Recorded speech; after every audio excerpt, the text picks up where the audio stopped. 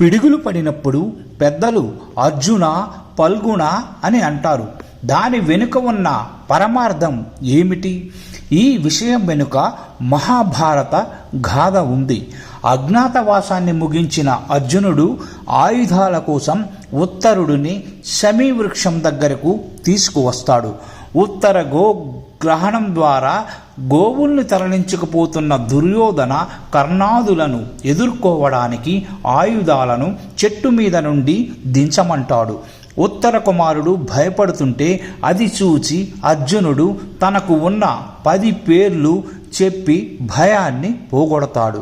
అప్పటి నుండి ఎలాంటి భయం కలిగినా అర్జున, పల్గుణ అని తలుచుకోవడం మొదలయ్యింది. అయితే యుద్ధంలో అర్జునుడు రథచక్ర శూల విరిగి పడిందని, అదే పిడుగు అయ్యిందని నమ్మకం ఉండడంతో పిడుగు పడినప్పుడు ప్రత్యేకంగా అర్జునుడి పేర్లు తలుస్తారు. ఇంతకీ అర్జునుడి 10 పేర్లు ఏంటంటే అర్జున, పల్గుణ, పార్థ, కిరీటి, శ్వేతవాహన, భీపత్సు, విజయ, కృష్ణ, సవ్యసాచి, ధనుంజయ అనేవి అర్జునుడికి ఉన్న 10 పేర్లు.